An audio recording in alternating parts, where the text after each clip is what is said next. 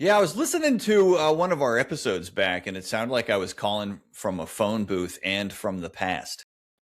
Maybe you were. Maybe I was in the past. It was in the past. That's true, actually, now that I think about it. I mean, what we just said previously is now in the past. That's right. That's right. You're listening to this. Hey, out there, if you're listening to this episode, you're in the future. So let us know how that is turning out. So, Dave, you brought a great question for us today. What is that question? We're going to go into a little corner of the sales process that you and I agree gets neglected. Yeah. And it's this little area of post-selling. Post-selling. So we think about selling. Right. Once I've sold it, it's done, right? I'm done selling, man. Once you say yes, it's done, right? Like, right. Throw that thing over the wall, keep moving. Who cares? But when we don't close the loop on things, which is a post-sell effectively, what happens? Like, so we were thinking about, like, how do we talk about this? Like, what are some things we see, behaviors we see from our prospects? Yeah. And our customers when we do not do a good post-sell step, we don't close the loop. What are things we see? Yeah. That we may not even recognize that we, again, like we've talked about a lot, we create a lot of our own problems. We absolutely do. And we create problems for others. So we're at the end. Yeah. We're right at the end of this thing. We're like, got it. They said yes. It's sold, but we don't do a good post-sell, and what happens? Yeah. So like, just to get people's mind, like, am I doing this? Like, if you're experiencing this, you may have not done a good post-sell stuff. Okay. So here are the signs. Yeah, I've done that. So one of the biggest things that come to mind is bad implementation. So whatever we sold starts to evolve into the seeds of a customer. And the first few steps go wrong. That's one of the biggest things that I noticed when I would go in and sell something. And then I said, all I need to do now is drag the deal over in the pipeline on the CRM and play the walk-off music. And we're ready to go. Right. Which in my case was Joe Esposito's "You're the Best Around," that song from the first Karate Kid movie. You're the best. Around. Yeah, you close a deal, you got to have. So for everybody out there, you need to have some walkout music. You can maybe leave us a comment and let us know what yours is. But that's what I was doing, Dave. And as a result, because my post-sell step was not complete, I think I had some bad implementation. That's number one. Yeah, makes sense. Like, we're already off. Think about that there's a little handoff there, right? Like, oh, I'm done. Who's next? And nobody knows what's happening. Like, there's not like, or worse yet, we just assume. Like, implementation team's got it. They're going to pick up the ball. I don't need to do anything else and keep moving. Yeah. So that creates a lot of confusion. Especially if you sell something technical, where a team has to get involved in order to carry the deal forward, and there's a solution fit between two pieces of technology or two complex operating systems or two mechanical things. And all of a sudden, like, you just leave a lot of stuff uncovered, and it's becomes somebody else's problem because you didn't step through that at the end. Yes. And you're creating a cascade of events that you're inflicting pain on your own team. That's the way I think about it, right? Like, by not communicating. Yeah. Another thing that happens, Dave, and this is really starting to get my wheels turning now. Another thing that happened a lot is my customer wasn't ready when something was wrong, and it was their fault. Mm-hmm. So it became our fault because in my post-sell step, I didn't take the time to say, you know what, Steve, can I walk you through the top 5 things that happen when you start to go through this implementation process that actually some of our clients miss, and it creates some friction down the road? Yes. Right? we're terrible at this. You think about even during the sales process, let's say we execute it really well and we're always creating a clear next step and clarity. And this is what we're going to work on. That good up for all the way through. We get to the end and we stop. They don't know what the next steps are. They don't know who they're going to hear from next. They don't know what they need to be doing clearly, or, it's in the agreement. Just read the agreement. I'm like, come on. Yeah. Read the agreement. Like, did we take that part as seriously as we did in the beginning? Right. It's, yeah. And I've also left the door open for, referrals.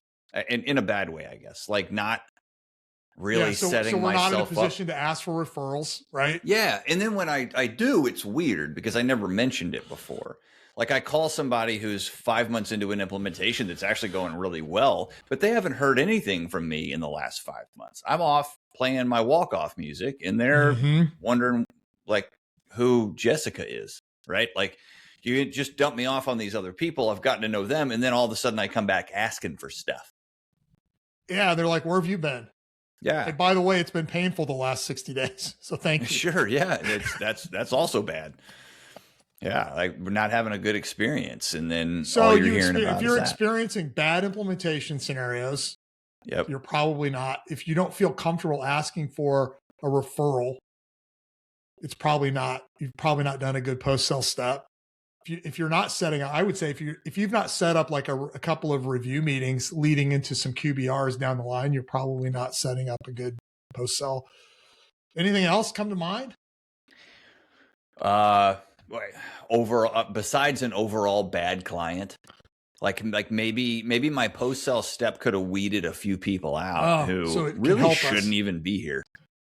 Yeah, like, are you sure you want to buy? Are you sure? I'm not sure this is a fit. Yeah. I've had people in my software days, I had people leave a month in because they didn't secure the budget or they weren't clear about what we're doing. I had somebody, Dave, I got them all the way. Like we had gotten all the way to the first meeting with the customer success team on my team. And I attended it. And I was, just trying to make the handshake work or bridge the gap. And they said, okay, when do you start cleaning up our CRM? Oops. Which we did not do for context, right? Like, when are you going to start washing our cars and walking our dogs, by the way? Right. That somehow they got all the way through the process without a clear understanding of what we even. So now my implementation team, who's ready to get to work and excited about a new client, can't do anything to help them. And it's this giant quagmire. It's terrible. Yeah. Exactly. So there's another symptom, right? So I think if you're keeping score at home and you kind of start to be aware of where you are in this stuff.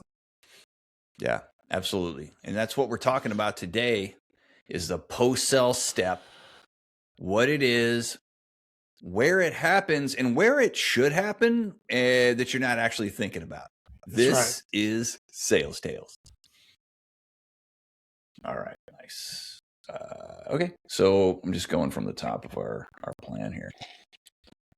Okay, Dave, our mission today is getting this post-sell step to work for everybody. It's often overlooked.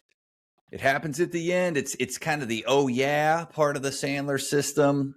It's the caboose or the back of the sub, just whatever your background with the system is. But let's get people familiar with it in case they don't know it, Dave. What if I were just to ask you point blank, what is the post-sell step?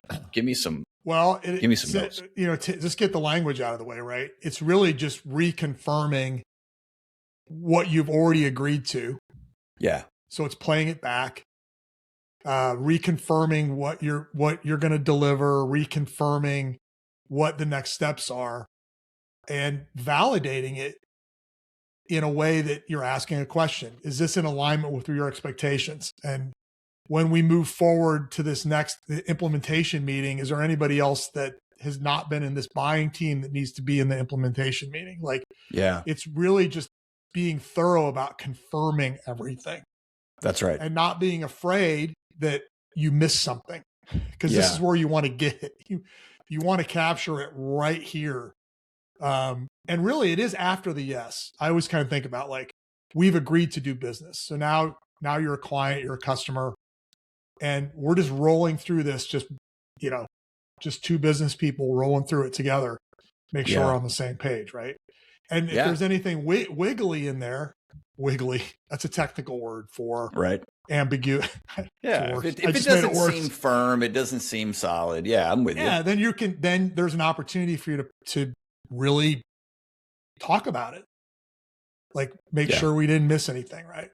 And they'll appreciate it because they're thinking the same thing. We covered everything. We have clarity on everything. Right. So that's one of the things. And if you just do that at a minimum, you're kind of winning. It also surfaces up any things that maybe they're worried about that did not come up during the sales process. Right. Yeah. Any last chances for any holdout concerns. And if I'm talking to Brad, Kyle, and Jessica, like I don't know Kyle very well. This is our chance to kind of get some things out. Yeah, exactly. So that's really kind of what's going on there. Yeah.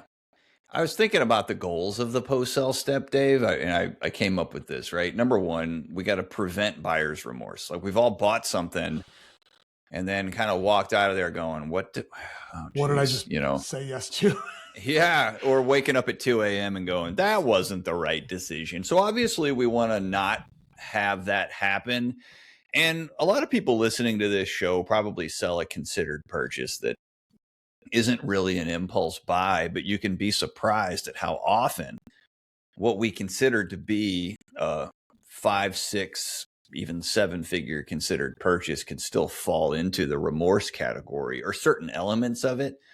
To your point, I think you've explained this very well, reinforcing the decision, right? Making sure it's the right one. And a big one for me is about setting expectations for what's going to happen next. So in the intro, we talked about, you asked, what are the signs that you don't have a good post-sale step together? And that got my wheels turning. And one of those was like, we end up with a bad implementation cycle, or I don't set things up very well for the team taking it from here. And I end up like, so setting expectations, I think, goes anywhere from here's what happens next and the questions people have to here's what goes wrong a lot of the time. Right. That's it. Yeah. Strengthening and building up the relationship such that you can set the stage for referrals. One of my big regrets is not actually setting myself up for a conversation to talk about referrals should things go well. And that's such an easy question, especially at that moment where everybody's at a pitch level of excitement. Yeah. Yeah. Like and there's a little head trash there where people have is like, I have to wait until we've worked together for a while to ask that. Yeah. And I, the best time to set it up is right there. Yeah. And even if you're getting an agreement that they'll meet with you and have that conversation, you're winning right there, right? Absolutely. Ahead, right? Absolutely. So there's lots of elements here in the post-sale step, but do you think it's just an overture that happens at the end of the sale? Like we're positioning it so far as like the sale's over, and then I make this grand speech. Right. Well, post-selling happens throughout the sales process. Yeah. Right. So I guess there's some areas we can think about when you're setting a meeting. Setting a meeting with somebody. Yes, that's right. Hey, we've agreed to meet next Tuesday at 9. Does that work for you? Yeah, Tuesday at 9 is great. Listen, is there anything that may get in the way of you being able to be there? Right. And like, no, it's all good. So, hey, if I, for some reason you can't make it, you'll tell me, right? And we can, so Right. like, it's just reconfirming that, and then setting up a mechanism if they can't make it, that you have an agreement of what's going to be. So it's just confirming, right? Absolutely. And one of the biggest things that people talk to me about in terms of like frustrations that I think can be solved with a good post sell is meeting displacement by the prospect. Meaning, we thought we had a meeting set up and I showed up and like we've all been on that Zoom call or that Google Meets or that Teams call where you're like, you got your team, you got your implementation guy, you know, you got Nick from IT. Like, yeah, okay, they'll be here any minute, guys. Yeah, it looks like they're running a little. You know what? Let me check on that. I'm going to go ahead and email them. And then nobody comes, or like one of 3 of them show up. Yeah, the other 2 are busy. Like, yeah, salesperson's worst nightmare is like showing up with nobody there. So I think that might actually happen to our old friend Gary. So you remember Dave from a few episodes ago? Yeah. We heard a cold call from Gary. So he's able to, he booked a meeting from that, apparently. Well, so this is a different call. I don't remember if he booked a meeting from the one that we were listening to, but I have a different call from Gary. And what you're going to hear whenever we start is the prospect, Tyson, the guy Gary's talking to. Tyson is kind of looking at his calendar and waiting for the invitation from Gary to show up. So let's go ahead and play that and listen for it. And Dave, what I'm hoping you and our listeners are listening for is how likely is this meeting to take place? And what else could we have done to create a good post-sell step to make sure that it does? Here we go.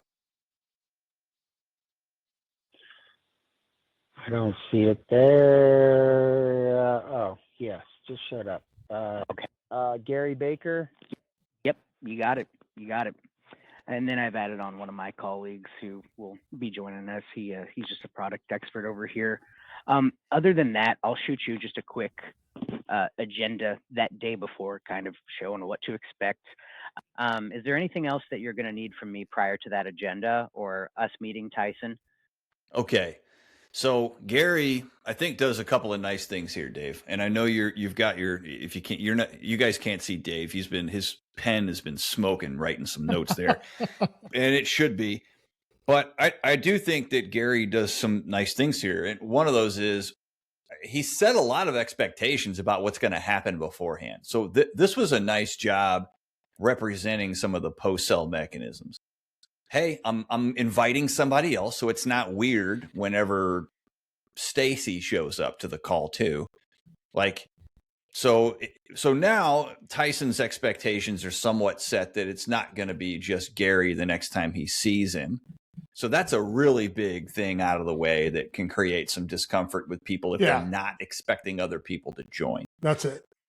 Other thing that I thought he did well was he's also setting the expectations that additional communications could come between now and the day the meeting takes place. So, hey, we may send you some things. We may be in touch with you. And a lot of salespeople skip this step, letting you know that we need to communicate with each other. And it's not like next time is not the only time you're going to hear from me. I'm going to have questions and other stuff. And I think he gives Tyson some hint of that. What did you see or hear? Yeah. So, what I didn't, so I heard he's going to send an agenda. Now if this is the post sell step for this meeting, I would also reconfirm the time and the day. Like, okay, so we set a meeting for, makes sense. I'm going to send you the agenda. And I left off a huge thing here by not talking. Like, he did a great job, like classic BD move. Can you confirm you're seeing the invite hit your calendar? And that's what happens at the very beginning of this. Okay, perfect. Clip. Nailed it. Yeah, so now we're just setting expectations for the meeting. So I'm going to send the agenda and I'm going to bring in another person. So far, so good. Right. I might think about adding to that. He may do this next. So, but what's the role of that person? what questions might they be bringing? So it's, you're kind of tipping into some upfront contract stuff. So I heard him, obviously we're going to send the agenda. I might include what that is going to be. Yeah. Like it's kind of foreshadowing what we're going to work on in the meeting and kind of what those expectations are. As a post sell, you'd be like, do you agree? Because he does say, is there anything else you want me to bring? I don't know how well the prospect knows. It's going to know that. And so Right. it's like, hey, so typically and it really would just be a matter of expanding on I'm going to send you the agenda. I'd almost just run through it with them like high level, like, here's what we're going to work on in the meeting. I'm going to bring my colleague in. He may have some additional questions for you in this area. Like this is his area of expertise. Right. And then kind of confirming what outcome we're looking for. So I would probably expand that. And it is you're creating clear future commitments, but really kind of foreshadowing your upfront contract for that next meeting. Right. Yeah. In this case, Gary, I think, well, before I make any assumptions, Dave, how likely is it this meeting is going to happen and everybody's going to show up? Right. Well, because it's pretty thin there, right? Like, yeah, we didn't really ask the question of kind of doubling down. So is this time good for you? Is there anything that may get in the way of you being there? Right. Just really simple questions that, because once the prospect commits you, no, I'll be there. I have nothing in the way. The likelihood of that compliance goes way up. Right. If we don't ask the question, then they're kind of like, yeah, I'm really not going to show up. Yeah. Right? Like, yeah. Or I'll allow something on my side to get booked on top of that and not feel any kind of responsibility or commitment to you about it. Got it. Yeah. Sometimes, so what I'm hearing from you is that there's no double down from Gary here on actually showing some concern that the meeting might not happen, or giving Tyson an out. Like, right. Like, because you might go, again, there's a lot of ways to do this, but if it's a couple of days from now, you're like, man, like, I'm glad we can meet on Friday. Friday afternoons are bad, like especially Friday afternoon. Does that work for you? Is there any, it's just giving them an out. Like, actually, that's not really a good day for me. I'm kind of wedging you in between a couple of meetings. And that's a red flag. In salespeople's world, we're on a precision clock. Like, we meet at 10, it's 10. On the buyer side, they're living their normal reality, right? They could have a meeting right before it runs over, right? Yeah. And they might go, how everybody get an email sometimes that says, hey, I'm running 10 minutes late, 15 minutes late. And at some point you're like, this is just not even going to work. So just here's the takeaway on this. Take the time to ask those questions. Right. Like they said yes, but sometimes people say yes to get the transaction ended. Right. Like, I'll agree to whatever you say next. Yeah. And are they really gonna be there? Right. We don't see them, but their emotional defenses are up, and they know that the call ends if they can just be compliant and agree. Right. So to me, that means that we missed the first two goals of what we talked about earlier are part of the post-sale step. Number one, prevent buyer's remorse. Yes. In this case, agreeing to a meeting that I shouldn't have, and reinforce the decision. And I feel like I could take your advice here.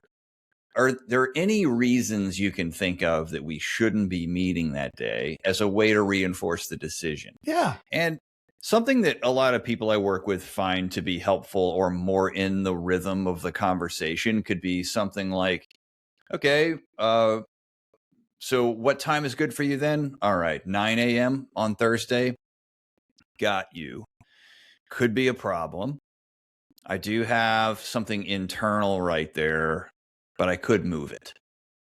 Yeah. I'm going to pick another time. Okay. All right. So now pick another time. Okay. What time is that?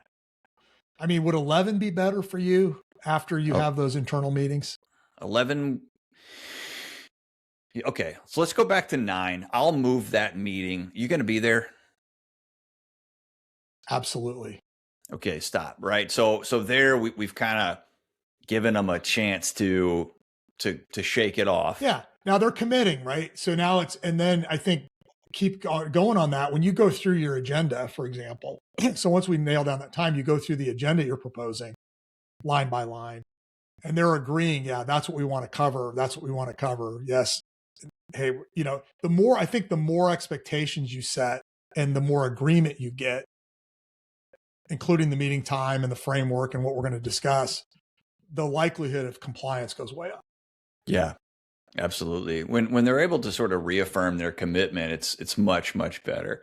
So that's one example, Dave, of when we do a post-sale stop that's not actually at the end of the sale. So Gary's actually in the beginning of his sales cycle. We just spoke to Tyson for the first time, but there are other places in the sales process where post-sale becomes a valuable resource and we overlook it. Yeah. So I'm going to get you a PO. I'm going to get you a PO. Okay. Or I'm going to sign I'm going to go ahead and get the contract signed and we'll get that right over to you. Yeah. Now, right. Both of those are music to our ears. Right. Right. But if we stop right there, like, what do I know? Like, let's go to the PO, get that PO sign over to you. What do I know right there by that statement? That they don't control the PO getting sent over. And they know, like, but all I know, I'm going to put in my CRM, PO pending. Yeah. I don't know anything else. Like, when. Right. Great. Glad to hear that. What should my expectations be on getting that? Are we talking, and I'm like literally going to go, should I expect it next week? Same time? Is it faster than that? Like what do you need to know to really confirm that? So he says, well, it's going to have to go through, we didn't talk about this. It's going to have to run through purchasing. Well, right. Okay. Well, and no problem. Purchasing's already agreed to it. Great. So what's that timeline look like? Right. Like, so I think it's just us staying in the moment and getting clarity. Right. We're going to get that contract signed. Same question. Like, when should I expect that? What should my expectations be? That's usually what I say. What should my expectations be on that signature? And they'll usually just tell you, well, it's going to, I'm going to sign it. It's going to go review here.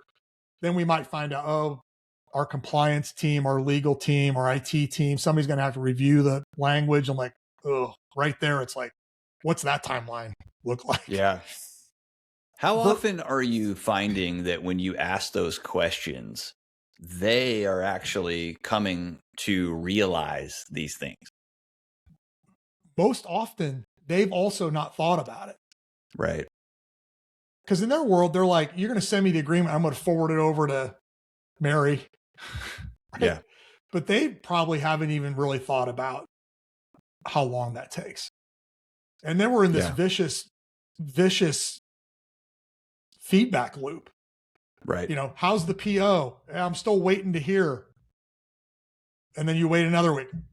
Waiting to hear. Like, we don't know. We've really lost control. We've kind of let loose control really at the very end. And we don't really have a clear next step. We don't have a commitment because we're dependent on them to finish that on their end. We're not in their world. And I always say, I don't care what the answer is, as long as I know what it is. Right. Like, I want it tomorrow, of course. Right. Probably not real. Sometimes they'll say, I'll get it to you by Friday. What's today? Like, today's Tuesday. Like, is Friday long enough? Like, yeah. Is Friday long enough? And like, probably not. Like, okay, what's a better timeline for you? Right. Yeah. And so again, it's just, I think, asking those questions to get them to commit to you that, and ideally tell you why. Right. It's got to go through these steps. Like, yeah. Because let's kind of acknowledge they're excited too.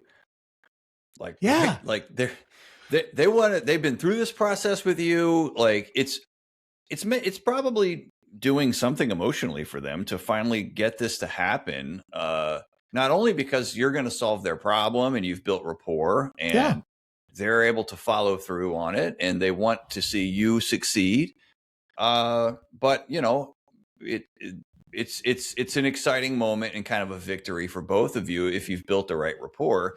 So and I've talked about this before when we've talked about parent, adult, child, Dave, without reviewing that whole thing. Our child is essentially an ego state in us, all of us still to this day, where a little 6-year-old lives. Yep. And it's responsible for our playbook for how we feel about things. And when we get excited and we kind of wander off naturally into the wilderness to play and explore, that's essentially what's going on in this moment. Yeah. Is that they're excited about the possibilities that your solution can bring, the problems that it can solve. And they've got a really euphoric feeling about it, which is that peak excitement. But the child is also who is setting the expectations for the person about what'll happen now. That's the only way that you can imagine a scenario that does not yet exist, is to get into your child gear and go. Right. And it doesn't matter if you're talking to the highest buttoned up C accountant.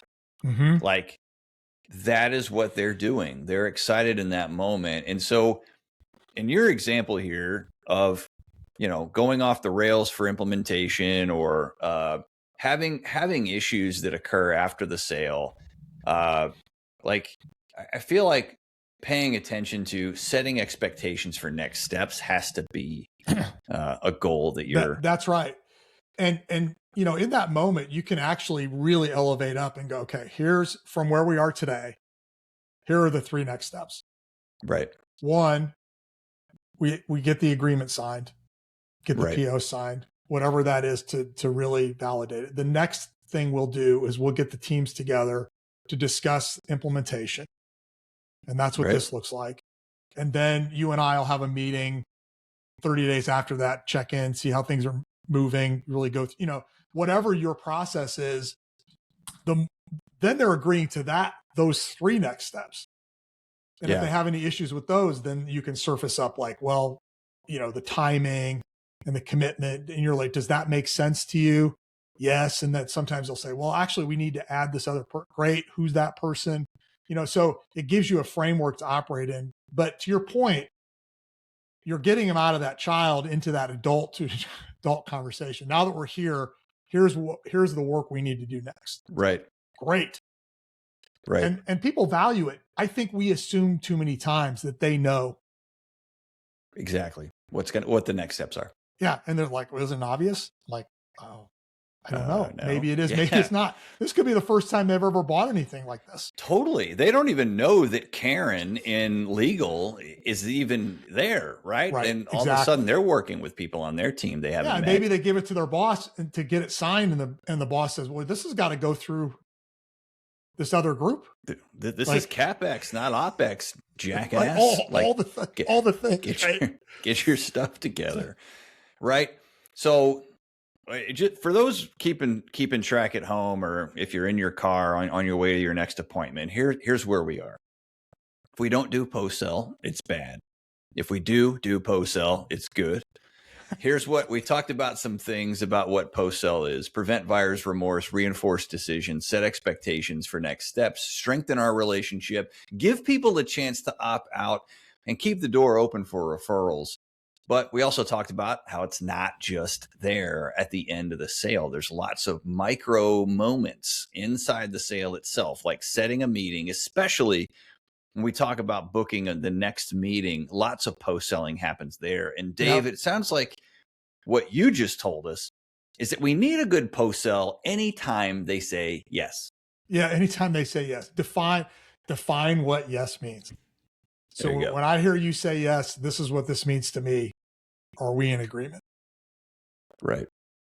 So let's wrap up with a manager example. We have a lot of people who listen to this show who are sales leaders in some capacity, or you're thinking about being one. And a post-sell step can be really important for a manager. Mhm. How could that help a manager? A manager in talking to one of their sellers? Yeah, so I got a seller, maybe they have a selling challenge, and I've asked them to take a few corrective steps, and we're going to review that at the next meeting. That's one kind of like common scenario. Yeah, well, it's kind of the same. It's kind of a similar thing. So if they're committing to you to do something, then your question is, all right, so this is what I heard you say. And if, how will you, sometimes you're like, how will you do it? Walk me through what your next steps are. So you have clarity there. And then, commit to a date. Right? Yeah. So it's like, it's kind of thinking in SMART goals. When I think about, managing a seller, I'm like thinking in SMART goals: specific, measurable, actionable, time bound, like all those things. And if you're checking all those boxes and they're coming back to you in the affirmative, I will have this done by this date. You Right. can ask similar, like, man, that's a pretty tight timeline. Do you need more time? And they're like, no, I don't need more time. I've got it. Here's how I'm going to get it done. Cool. Yeah. Like, it's just really staying in that moment and asking those questions. You probably, I don't know if you think that just gives you a level of confidence that we're on the same page, right? Mm-hmm. When we're not doing it, it sounds like, yeah, I got it. Yeah, of course. And I think they do. And it floats away. And then you meet again next week. It's like, well, what actions did you take? Oh, I got it. I'm on top of it. Yeah. Well, what have you done? What did you not do? So it is just really, and the key here in all of this is you're asking questions. Right. I'm making a statement. Does that make sense? Or I'm asking questions. What do you see as the next steps? How will you accomplish it? So, yeah, and that builds, we haven't used the word accountability, but really it's what we're talking about, right? Right. Is why are prospects not accountable for what their actions are? Well, sometimes we didn't really post sell it enough to get their commitment or unearth the things maybe they're worried about or thinking about and having that conversation. So same with sellers. Same. Yeah. And then our managers work with a lot of competent people, right? Yes. Yeah. This, Roger is really good at what he does. And so we soften this step and don't actually do it when the commitment needs to happen. And we don't see the ownership that we want, or we get to next week's meeting and we end up talking about the same thing again. Yeah, right. It's because we didn't ask those questions. I liked some of the things that you've talked about. Like, okay, what should my expectation at the next meeting be? Right. And we could also use this as a second to introduce some of the concerns that come along with that. Mm-hmm. So if I'm managing a salesperson who has some repetitive, non-productive behaviors going on, what am I worried about?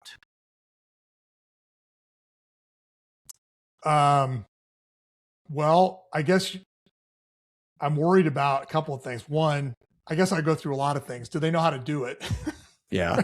Like, can I check that box? Like maybe they don't know how, maybe they don't know how to do it, where to get information. They don't have a good talk track. Maybe they've got some head trash around doing the thing. That's a thing. Right. And maybe they're just not doing it, right? There's that behavior part. Yeah. Like, cause it's one of those three things, right? I know how to do it. I'm not doing it. I'm not doing it because I have head trash. So as a coach, you're just thinking about which one of those things is it? And the only way you can do that is by asking questions. Asking questions. And to me, all those things lead back to what I'm most afraid of, which is this is going to happen again. Right. And a question that I can use in order to get them suggesting which of those three things you just said it could be something like, well, Nick, I'm concerned because the last time we had this conversation, you said that you'd get this to happen. And then we showed up to the meeting and it didn't.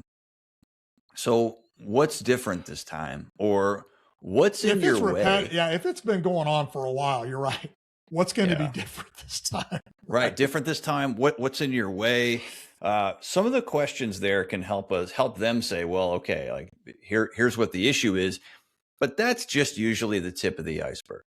A lot of times our salespeople, especially those that struggle with commitment, ownership, accountability, the first thing out of their mouth is never the real problem. So it Mm-hmm. could be, well, we have bad leads. It could be that the team internally that I'm working with isn't good at this and is going to lead to a problem. They could throw things back at us like, well, if you want me to sit here and work on that and not be out in the field, I suppose I could, right? So you could have some moments like that. Even there, I'm like, tell me more. Like, exactly. That's it. That's yes. that we have to stay in a questioning mindset as much as we want to drop the hammer or bring down the thunder in that moment. I think we have to continue asking questions and get to the root of it. Yeah. Yeah, absolutely. So post-selling works for us in all different lanes, Dave, from sales management to business development to account executive and account management and ownership. Post-selling is a huge piece of it. And for those of you out there, a quick post-sell for you is, look, we've asked before for you to leave a review, leave a 5-star review. And you may be listening to this and you may not want to, and that's okay. Or you may be telling yourself, I'll get around to it sometime. Well, let's end the episode early. We'll give you a few minutes back in your day so that you can work on that.